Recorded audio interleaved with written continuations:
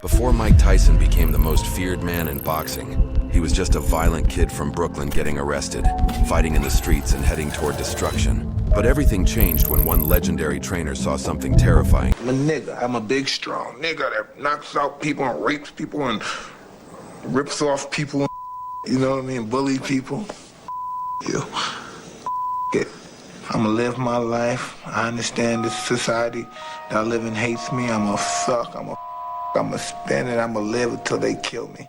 This is how Mike Tyson trained and ate to become unstoppable, not through motivation, but through a system built on discipline, structure, and repetition every single day. I don't know, I'm the most destructive, ferocious fighting machine that God ever created. Before meals delivering around 3,500 calories, with roughly 300 to 320 grams of protein, 450 to 480 grams of carbohydrates, and around 80 grams of fats, structured to fuel performance, recovery, and continuous output with no wasted calories and no unnecessary foods. At 4 a.m., he runs 3 to 5 miles with no music and no distractions, building endurance before the world wakes up and forcing his body to operate under pressure from the very start of the day. He gets back home, refuels, resets, and prepares for what actually matters, because the real work is only beginning. From Brownsville, Brooklyn, I'm not afraid of nobody. In the ring or out of the ring, they got a gun or a knife, and I'll show him that too. Late morning, he moves into shadowboxing, where he sharpens the peekaboo style with constant head movement, tight guard, and explosive entries, repeating the same motions until they become automatic. He transitions into heavy backgrounds, where combinations are drilled under fatigue, not just to hit harder, but to control rhythm and pacing when the body starts to slow down. From there, he moves into pad work, where timing, accuracy, and reaction are refined under a coach's eye, correcting every mistake in real time before stepping into sparring, where 6 to 10 rounds of real pressure test everything he has built so far. Meal 1, breakfast: 80 to 100 grams of oats cooked with 250 milliliters of water or milk until thick, then finished with another 150 milliliters of milk and paired with 200 milliliters of orange juice to deliver fast digesting carbs and restore glycogen after early cardio, providing around 400 to 500 calories with approximately 25 grams of protein, 60 grams of carbohydrates, and around 10 grams of fat. I have no etiquette skills whatsoever. To prepare the body for the next session, this is not a routine but a controlled system where every hour has a purpose and every action supports performance. And at his peak, Mike Tyson trained between 50 and 60 hours a week, with no wasted time and no distractions. All under the guidance of Castamato, who built the same disciplined foundation for champions like Floyd Patterson and Jose Torres, who will reach the International Boxing Hall of Fame. Because boxing is not just about power, but about lasting longer, staying sharp under fatigue, and continuing to perform when the body is already trying to shut down. I'm gonna bring the pain to him. And that's all it is. Then we're gonna see how tough you are. Tough guy. I like tough guys. All the time in prison, I always ran these guys, they were tough. When they were in, they ain't tough. When they get confronted, they ain't tough. When I bring that pain to them, they ain't tough. They ain't never, they think they know they've been around crazy niggas. Oh no. They don't know one. They don't know a crazy nigga. No, they really don't. And without conditioning, everything else collapses. This is where the system turns into pressure and separates discipline from everything else. Because once the first session is done, the work doesn't slow down. It multiplies. And every round is built on top of fatigue from the previous one. Late morning continues with full boxing focus, where shadowboxing reinforces the same movements again, sharpening precision, tightening defense, and building automatic reactions under stress. He moves into heavy backgrounds, where combinations are repeated under fatigue, not just to hit harder, but to control rhythm and maintain output when the body starts slowing down. Then transitions into pad work, where timing, accuracy, and reaction are sharpened in real time. I've been doing this for probably 23 to 25 years, and I haven't received any dignity from it. I've received a lot of pain from it. I'd have probably received it just in my average everyday life if I didn't fight, but it made me not like Mike Tyson no more. So when your guys show me love, I hate you, because I don't like myself. So. Correcting mistakes instantly before stepping into sparring, where 6 to 10 rounds of real pressure tests everything under realistic conditions. There's no real rest here, only reset. Because after the first session, the body is already drained, but the system continues. Sometimes with short recovery or sleep. Then straight back into a second session where the same structure repeats with more rounds, more pressure, and more repetition. forcing the body to adapt instead of break. Conditioning runs throughout the entire day with jump rope, improving coordination and footwork, while calisthenics are spread across hours instead of one session, stacking volume continuously with around 2,000 sit-ups, hundreds of push-ups, hundreds of dips, shrugs, and neck bridges to build durability and resistance.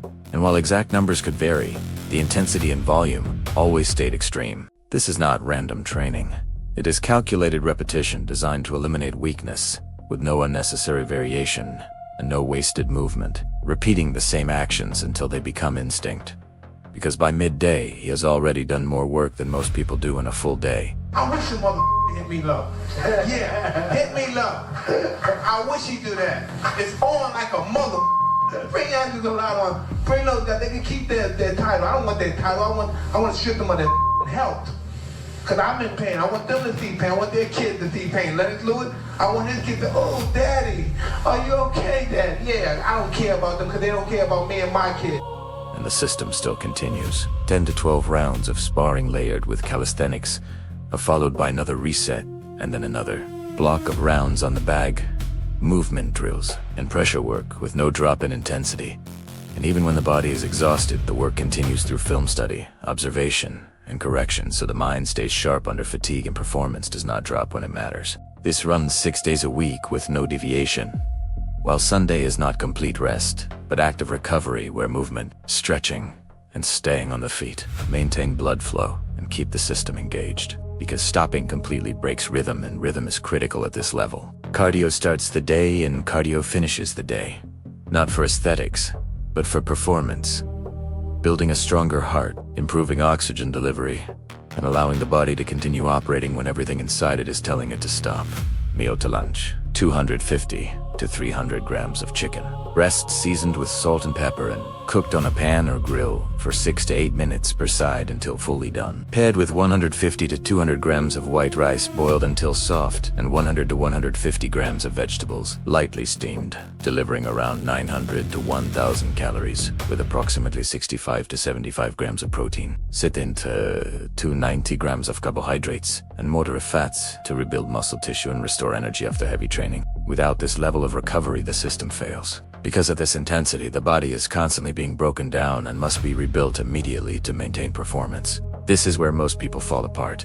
Not because of training, but because they don't know how to fuel continuous output. And at this level, food is not comfort, but a controlled tool used to maintain performance across the entire day. After multiple sessions, the body is already under stress. Energy is dropping, and recovery has to happen immediately, or performance starts to decline. Which is why the next phase is built around fast absorption and efficiency instead of heavy meals that slow the system down. Meal 3. Snack. 1 scoop of protein powder around 30 grams, mixed with 300 milliliters of water or milk, combined with 2 to 4 bananas depending on energy demand, delivering approximately 300 to 400 calories with around 30 grams of protein, 60 to 80 grams of carbohydrates, and minimal fats to quickly restore glycogen, support muscle recovery, and maintain stable energy levels between training sessions. This is not a pause in the system, it is a continuation of it. Because training does not stop and neither can fuel. And at this level, the body is constantly being pushed beyond normal limits, which means it must be constantly supported to prevent breakdown. Energy is being burned faster than it can naturally recover. So precision becomes critical. Because if nutrients are missing, even for a short period, the drop in performance is immediate and the entire structure starts to weaken. Ever since that experience, I don't let people with me. Put your mother in a straight jacket, you punk ass white boy. Come in and tell me that if I you in your ass, you punk white boy, you faggot. You can't touch me, you're not man enough. I eat your alive, you bitch. You hoe. Come and say to my face, you ask for that, everybody. You got man enough with me. You can't last 2 minutes in my world, bitch. Look at you scared now, you hoe. Scared like a little white. Scared of the real man. I'll till you love me, faggot. Hydration and micronutrients also become essential here. Not as small details, but as core components of performance, because they regulate everything happening inside the body from muscle contraction to energy production and recovery. And without them, the system cannot sustain itself no matter how hard the training is. Even before stepping into a fight, there was strategy, with Tyson taking in fast sugar through a chocolate bar and orange juice about an hour before entering the ring to ensure immediate energy availability. not as a trick, but as controlled timing to maximize output when it matters most. Many assume weightlifting is the foundation of power, but in this system it was secondary, because boxing required speed, movement, and control above all else, and staying light while maintaining strength was more effective than building unnecessary mass that could reduce reaction time. Strength came from repetition, resistance, and application inside real movement patterns rather than isolated lifting, because muscle without mobility becomes rigid and slower, which in a fight creates limitations that are immediately exposed. Everything in this system is balanced with precision, combining strength, endurance, speed, and flexibility into one structure where no single element can fail without affecting the rest. Because at the highest level, performance is not built on one factor, but on how well everything works together under pressure. This is where everything is finished properly. Not with random food, but with a final phase that rebuilds everything the day has broken down. Because training creates damage, but growth only happens when the body is fully restored with the right fuel. Mi al cuatro. Dinner. 250 to 300 grams of steak, seasoned with salt and pepper and cooked on high heat for 3 to 5 minutes per side, depending on thickness. Until medium or medium rare, paired with 200 to 250 grams of potatoes, either boiled or oven roasted, and 100 to 150 grams of vegetables or lentils, delivering around 1,000 to 1,200 calories with approximately 100 to 110 grams of protein, 60 to 80 grams of carbohydrates, and 40 to 50 grams of fats. To fully repair muscle tissue, restore energy stores, and prepare the body for the next day of training. This is where growth actually happens. Not during the workout, but after it, when the body finally has everything it needs to rebuild stronger. And if this part is weak, then everything else collapses, no matter how hard the training is. Most people focus only on effort and ignore recovery, which is why they stay the same. But this system does not allow imbalance because every part supports the next. Training leads into nutrition. Nutrition leads into recovery, and recovery prepares the body to repeat the process again at full capacity. This level of structure is not realistic for most people, and it is not meant to be, because it was built for elite performance, where discipline replaces motivation and consistency replaces excuses. And when both training and nutrition are controlled with this level of precision, the body has no choice but to adapt and improve. Final meal plan. Full day. 4 meals delivering around 3,500 calories, with approximately 300 to 320 grams of protein, 450 to 480 grams of carbohydrates, and around 80 grams of fats, structured to fuel performance, recovery, and continuous output without wasted calories or unnecessary foods. Final training system: full routine early morning cardio, multiple boxing sessions, daily sparring, constant calisthenics, film study, and active recovery repeated 6 days a week with no wasted time and no unnecessary movement. This is the complete system. Not random habits, but a controlled structure designed to build power, endurance, and the ability to perform under pressure when it matters most. And if you made it this far, you already understand what separates average from elite. So drop in the comments which fighter or athlete you want next. And if you are here for real performance, support the channel and stay locked in, because this is Iron Protocol. You know you will go through living hell when she's a teenager over all that, and she brings that guy home that you don't like, and you know she will do that. I'm just hoping that I don't have to kill him. Yeah. I always think, I said, well, I hope I have to kill him. Like, me and her mother, we joke and laugh. I said, well, we just hope that we don't have to kill this guy. What do you feel about the way you're perceived, even by black entertainers like Chris Rock or Jamie Foxx, who recently in his HBO stand-up essentially was saying, he said something like, if Mike Tyson came in here right now, people, you'd be nervous. It'd be like a pit came in without a leash. I mean, that must be an alienating feeling for you. No, it's not. You know what it is? It shows that even though they come across as being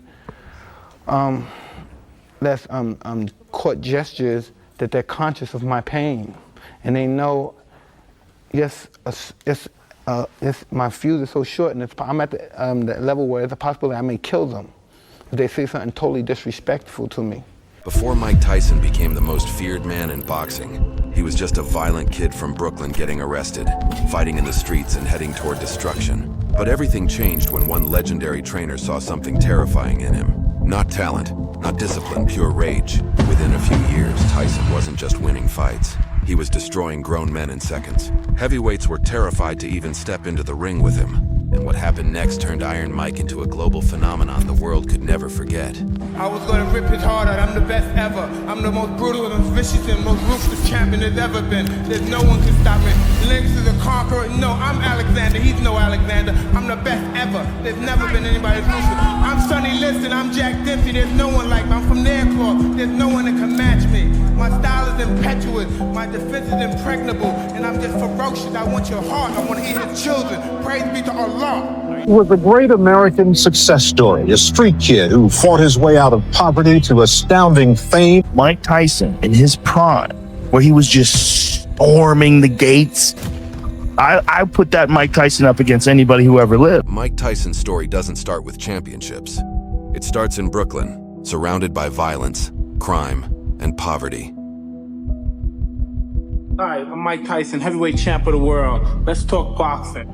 A fucking destroyer, man. Where every fight was an execution. Tyson, finish this. No, life is just preparing you for death. That's what life is. It's pretty much a blueprint to death. Just treat the world like you want the world to treat you. And give the world everything you have. Give it everything you got. As a kid, Tyson was constantly getting arrested and fighting in the streets. By the time he was a teenager, many people believed his life was already heading toward prison or death. 2178 was my building. This was my apartment right here. I never went to school because I got bullied all the time. That's why I was skipping school to avoid the bullies. I saw guys on the corner, just like everybody. I saw them on the corner, and I realized on the corner, nobody fucked with those guys. So I wanted to be a street guy. You're the best fighter in the world. Like, what could he possibly be afraid of then, too? Nothing. We're all gonna make mistakes in life, but when we make those mistakes, we're gonna allow those mistakes to become blueprints to a bigger part of our success in our life and in civilization. Everybody would bring other kids from different neighborhoods around to fight me for money. That's the only thing I thought I could do. And then I got locked up, became a criminal. I'm knocking people out, taking their money. But everything changed when legendary boxing trainer Cus D'Amato saw potential in him. Cus didn't just teach Tyson how to fight. He completely rebuilt him mentally. Under Cus, Tyson became obsessed with boxing, training constantly, studying fighters for hours, pushing himself harder than almost anyone around him, and the results shocked the world. He started teaching me how to box. His seasoned eye for talent has spotted a fresh up-and-coming young heavyweight named Mike Tyson. Cus, who never married or had children, adopted Michael, took him into his home. It's like a father and son relationship. You know, even though he is my manager and trainer, sometimes I forget that because of the way we are. I can say honestly, I have a very deep affection for him. I do. To me, he's my boy. He's with me. And he gives me the motivation. I will stay alive, and I will watch him become a success. Because I will not leave until that happens. Tyson entered professional boxing like a storm. He wasn't just knocking people out. He was humiliating experienced heavyweights in seconds. The combination of speed, head movement, aggression, and raw knockout power made him look almost unreal. I used to look at it, think about this young kid from Brooklyn, New York, comes to Cus D'Amato. All of a sudden, I have a low self-esteem. This guy gives me this big fucking ego. He used to take me to a hypnotist. He was a hypnotist as well. Yeah, and I used to go into the hypnotist motions. Wow, so they're putting you under and just teaching you that mindset. Yeah. Whoa. Did he give you any advice on how to shut it off? No.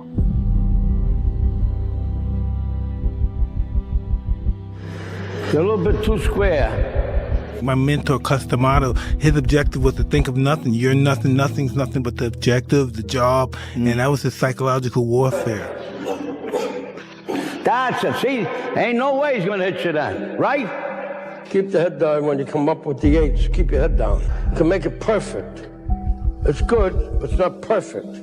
Did you ever stop and think like, man, how lucky am I that I ran into that man? No. He said he summons me. He summoned you. He said it was meant for me to meet this guy. His speeches that he would talk about fear. And about fear can be like a fire, can cook your food, or it can burn your house down. Fear is a very important thing in boxing, because all fighters are afraid. Fear is like... Fighters looked terrified before the opening bell even rang.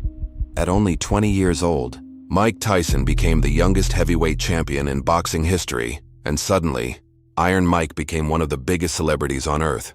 But while Tyson was dominating inside the ring, his life outside of boxing was becoming more chaotic.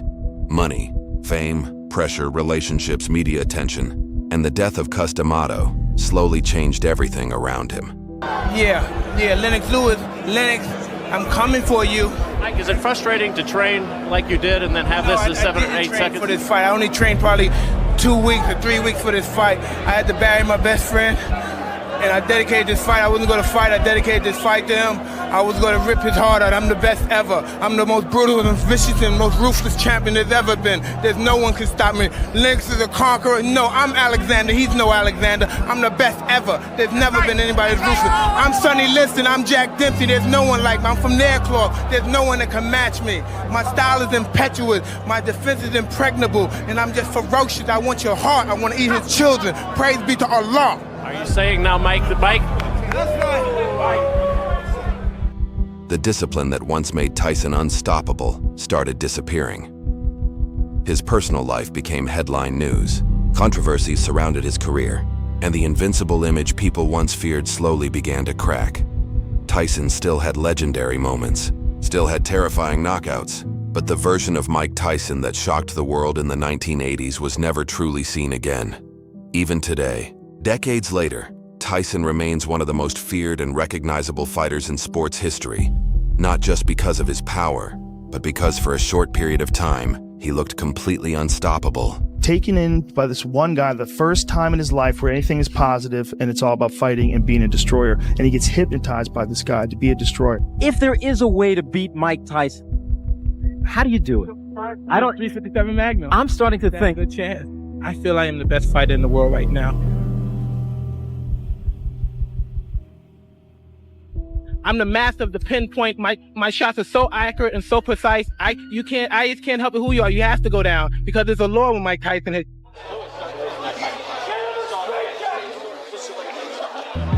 your mother in a straight jacket, you punk ass white boy. I don't know anything about that. I don't know nothing about numbers. I just know what I can do. How about kill this mother? You got man enough to with me. You can't last 2 minutes in my world, bitch. Well, yeah, it's a fight, so whatever happens, happens. Scared of the real man. I'll you till you love me. Mike, why do you have to talk like that? Well, I'm talking to you the way I want to talk to you. Do you have a problem? Turn off your station. You know what? I think we'll end the discussion right now. Have a nice fight, Mike. You know, in the last 3 years, I had the chance to reflect on my life and develop my mind, and I will continue my journey to making myself a better person.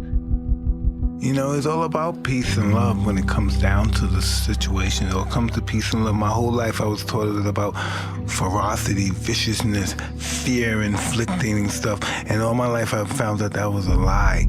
And I found out it was all about being humble and, you know, subservient and giving to people and loving people and forgiving people for mistakes and shit.